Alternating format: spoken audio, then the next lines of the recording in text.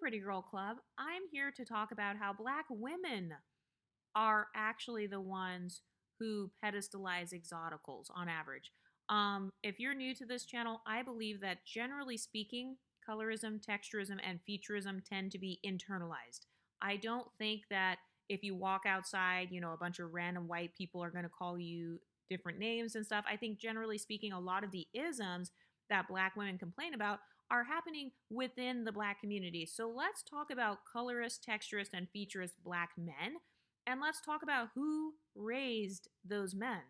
It was their Black mothers. And you can't get out of this one because you guys say all the time that the Black fathers aren't in the home. So if there's a young Black boy that is being raised a certain way, who's raising him? It's the Black mothers. So it's not just the Black men that are the colorist, texturist, and featurists. It's the Black women as well. Not to mention the fact that I see plenty of Black women who will bully dark-skinned exoticals into only identifying as unambiguous Black women because those Black women pedestalize the dark-skinned exoticals. Like Justine Skye, she's mixed. Ryan Destiny, she's mixed. Bernice Burgos, mixed. Tatiana Ali, mixed. Chili from TLC, mixed.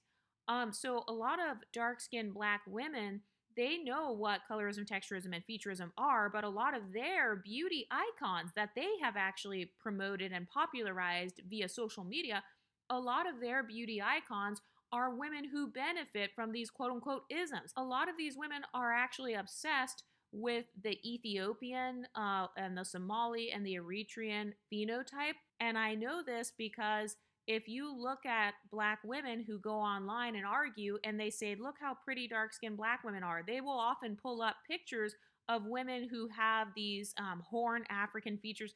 And by the way, I'm not trying to deny those women's beauty or anything like that, but I'm saying that a lot of unambiguous African American women do not look like that. A lot of unambiguous African American women will go out of their way to try to emulate the hair textures of dark-skinned women who have looser hair textures. And so you're actually pedestalizing the exotical phenotype, which is kind of a mix of both unambiguous Black features as well as kind of these ambiguous features, whether it's curly hair, maybe lighter eyes or whatever.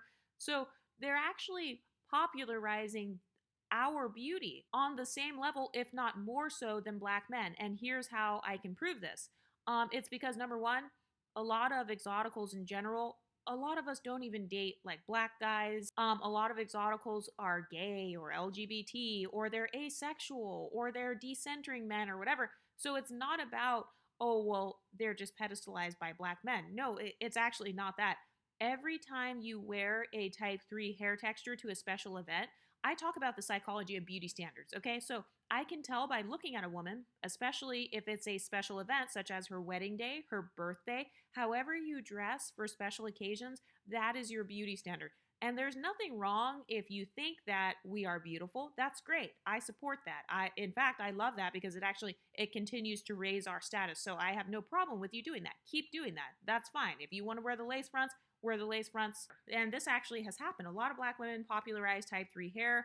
A lot of Black women popularized relaxers and stuff like that. A lot of those women will turn around and backstab darker skinned Caribbean exoticals who have kind of some Indian ancestry or whatever. They will turn around and backstab those women and express jealousy against those women because those women happen to be born meeting this beauty standard. And then some people will say, oh, well, no, it's just Eurocentric standards of beauty that are being imposed upon us. And that's only a piece of it because the way that fashion works, the way that fashion trends works, it's based on the people. So anybody who says, oh no, these things are just imposed upon us, you don't understand economics because you don't have to spend your money. You don't have to spend billions of dollars on different hair weaves or, trying to emulate the beauty of other phenotypes. You don't have to spend money on that. And also when people bring up the music industry and Hollywood, well, they promote light-skinned rappers. They promote Ice Spice and all these other rappers and stuff. And it's like, well, yeah, but they promote it based on supply and demand. So they know that you're going to click on the videos about Ice Spice. They know that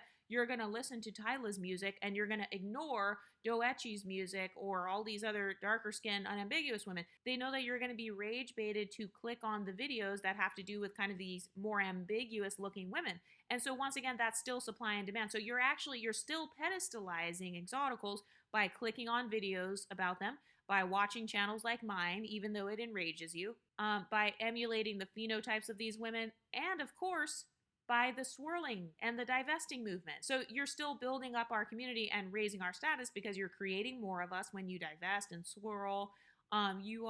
You're trying to learn how to be multicultural, which a lot of us already are. So you're still raising our status because you are admitting the fact that multiculturalism is valuable as opposed to being monoculturally Black and only staying within the Black culture. So there's actually a lot of denial when it comes to Black women. They'll try to say, like, oh, we don't put them on a pedestal. We've never put you on a pedestal. And it's like, well, no, you guys do.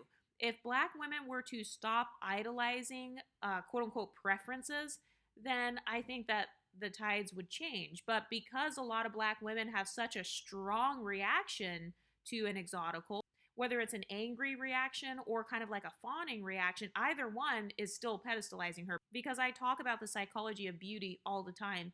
Anytime you have pretty privilege, you cause chaos wherever you go. You know, women are going to get angry that you're there.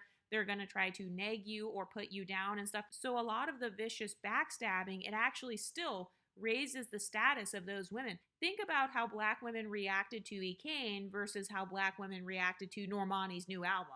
So E. Kane has more followers than Normani's new album has record sales. If unambiguous Black women were to treat exoticals like how they treat Normani, which is, just indifferent, then it wouldn't be such a big deal. But because our presence sparks up so much controversy and chaos and infamy, being infamous, that is still a form of status. Visibility is beauty. Beauty is visibility. Visibility is a form of status. Status is a form of social power. I talk about these dynamics on here all the time. And also, there are a lot of Black women who have made comments about having good hair and all that stuff. And that has been something that's been going on for decades. So to pretend like, Black women, they don't pedestalize women who have these ambiguous phenotypes. Yes, they do. And they especially pedestalize the dark-skinned women with looser hair textures and keener features. They are the standard of beauty for dark-skinned, unambiguous Black women, and I can prove it to you. Anytime a Black woman shares an image of an unambiguous African American woman that she thinks is pretty, she always shows that woman with her hair being straight. Every single time. When they show Tika Sumpter, when they show Coco Jones, when they show Anoki I, when they show anybody that they think is a pretty Black woman, whether she's African American or not, generally speaking, she has to have some sort of loose hair texture. If she's dark skinned, they will only promote her beauty when she is representing a looser hair texture, whether it's her own hair or whether it's not her hair. And so what happens is pretty privilege trickles down to the women who do actually look like that. So remember how on Chrissy's channel, she was saying pretty privilege doesn't trickle down or their beauty doesn't trickle down. Yeah, it doesn't trickle down to unambiguous women because you guys don't actually look like the women that you're promoting. That's why it didn't trickle down to you. It's because you guys don't look like how Beyonce looks or like how Tatiana Ali looks once you take off the wigs and stuff. And especially in dating scenarios and stuff, eventually whoever you're with or just in life, you're going to have to eventually take off the wig. And so that's why the pretty privilege didn't trickle down to unambiguous mono dark-skinned Black women with the broad features and 4C hair. It's because once they took off their beauty enhancements, they did not still look like Tatiana Ali. They might share a skin tone with Tatiana Ali. They might share a skin tone with a lot of Ethiopian women, but that's it. It's just the skin tone. And so I don't actually think that a lot of Black women's biggest insecurities are about their skin tone. It's not about them being insecure about their skin tones. I think that a lot of their insecurities are more so about their facial features and hair textures. So the difference between exoticals versus unambiguous Black women is we have dark skin tones, we have 4C hair, we have broad features, we just don't have all three of them at the same time. So I've noticed that what they've done, whether purposely or non-purposely, is they have made a mix of features their standard of beauty. And so if you have unambiguous features, meaning you have all three at the same time, broad features, 4C hair, and dark skin, they have actually made that the standard of being basic. How do I know? Because Black women themselves have come on YouTube and they said that Francesca Rivers, who is unambiguous, she has the broad features, she has the darker skin tone and the type 4 hair, they said that she was regular. So this tells me that they view themselves as regular when they are in their natural state. And so if you happen to be a dark-skinned exotical who looks more like Tatiana Ali in your natural state, or you look more like, I don't know, Bernice Burgos in your natural state, or somebody like that, you're going to receive the same amount of jealousy. And then people are going to gaslight you and say, well, you're not really on a pedestal. And it's like, well, yes, first of all, a pedestal can be internalized. I can actually put myself on a pedestal, but women who have low self-esteem, they have an external locus of control. So that's why they're so obsessed with your self-perception. They're obsessed with what you think of yourself because they want to know, does she think she's better than me? Does she think she's prettier than me? Oh, her hair's really long and pretty. I wonder if she thinks that she's a preference over me. She probably thinks she's better than me. Fuck that bitch. All of those thoughts are a sign of a woman with low self-esteem. But what happens is unambiguous black women will pimp out the dark-skinned exoticals, or they will hide behind us exoticals of all shades. So if you're dark-skinned, even if you're a monoracial dark skin, or you don't know of any mixture in your background, maybe you're actually from Africa, like an Ethiopian person, a Somali person, an Eritrean person, or maybe you're from somewhere else, but you happen to have very thin features, maybe curly hair as opposed to 4C hair, and you're dark-skinned, you're going to have thousands of unambiguous black women pretending that they look like you. What really builds the pedestal that they, get so mad about, what really builds this pedestal that they're so upset about is them pretending to look like women that they don't actually look like. So saying things like, Beyonce looks like every woman in Houston. That's one of the dumbest comments I've ever seen in my life. She does not look like everyone in Houston. Or them saying stuff like, well, Rihanna, she's a regular black woman. She looks like every other black woman. So do you see what I mean with this mental illness? Pretending like every black person has a beige skin tone or green eyes, or saying, I look just like Tatiana Ali. And it's like, no, you don't. You naturally look more like Viola Davis. There's a difference. We're not idiots. We have eyes. There is a huge difference in your hair textures. And there's nothing wrong with it. I'm just saying that there's a difference. And so the reason that a lot of women get angry and jealous is because they used bad social climbing tactics. They thought that your pretty privilege would trickle down to them, and it didn't, because they don't actually look like you. And anybody who has eyes can see the difference between your facial features, or the difference between your hair textures and stuff. And so they tried to hide behind the skin tone thing. They tried to hide behind colors. Oh, I'm the same color as Tatiana Ali. I'm the same color as Justine Skye. I'm the same color as Ryan Destiny. And it's like, okay, but does your face look like Justine Skye? Does your face look like Ryan Destiny? Does your hair look like theirs? Because if not, then you don't actually look like them. People are not blind. People don't just see you only based on skin color. And I think that a lot of black women, where they went wrong was they tried to convince everyone that, oh, we all look the same because we all have chocolate skin tones. No, anybody with eyes knows that these two women, their facial features don't actually look alike. So yeah, they share a skin tone, but that's it. They don't share anything else.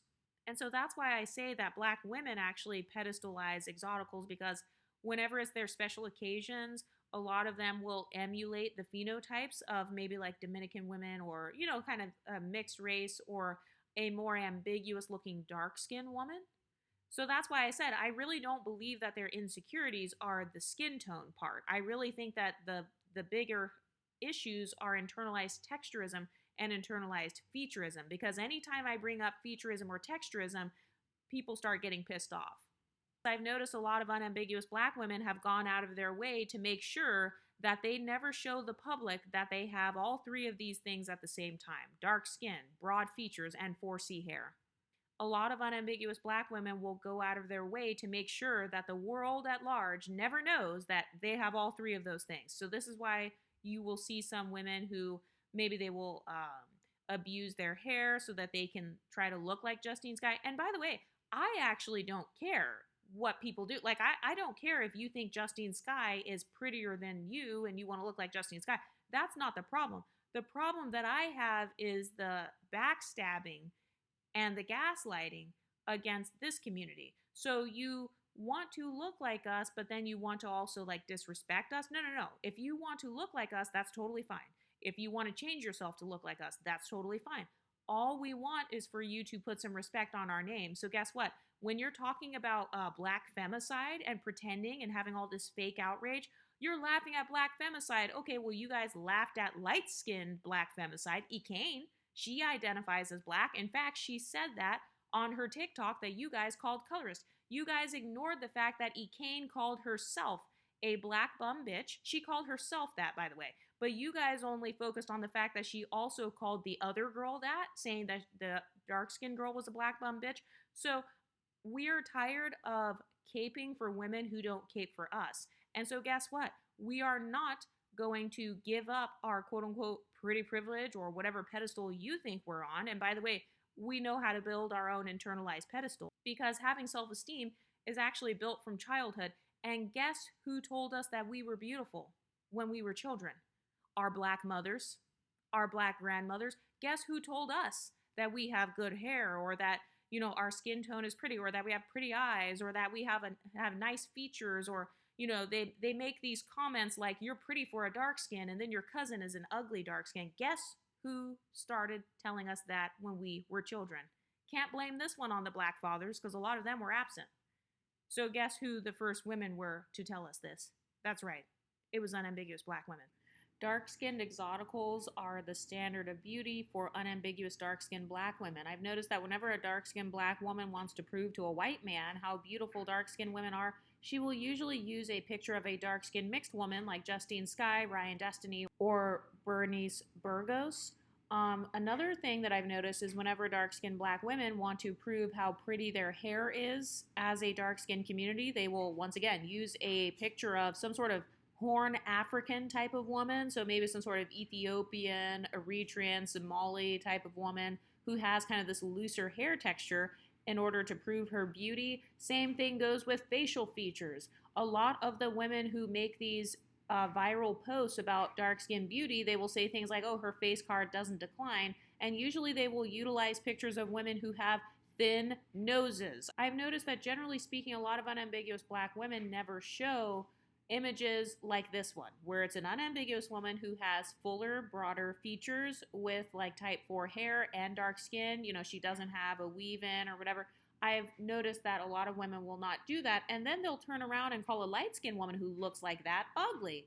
An example would be Ice Spice. Ice Spice looks like a twin of this unambiguous black woman right here, but because Ice Spice is light-skinned, now a lot of unambiguous black women feel it's okay to admit, oh yeah, she's ugly. Okay, so what does that tell me about what you think of your African features or what you think of your West African looking features? A lot of people talked about Ice Spice and said that she looks like she has Nigerian features. Okay, so then what does that tell me about what you think of Nigerian features? Not to mention the entire divestment movement where they talk about their male counterparts who came from their own wombs. So if you're telling me that the men who came from your wombs are ugly, and that they're ugly and nappy-headed and roaches and stuff, okay, so then what does that tell me about what you think of yourself? Another thing I've noticed is there seems to be this false narrative that unambiguous black women can't be colorist. For those of you who like to argue with my definition of colorism, even if you want to use the Webster's Dictionary definition of colorism, colorism is when you're disparaging someone based on like their skin tone or, you're talking negatively and talking down on someone because of their skin. So if you say things like, I don't date unambiguous dark-skinned black men because they are ugly and look like roaches and cicadas and whatever, okay, so isn't that technically colorism by definition? Because if a black man said that about a black woman, you would call him a colorist, right? So why is it only colorism if everybody else does it except you? Do you see the hypocrisy? What do you ladies think? Let me know in the comment section and I'll talk to you next time. Stay pretty, ladies.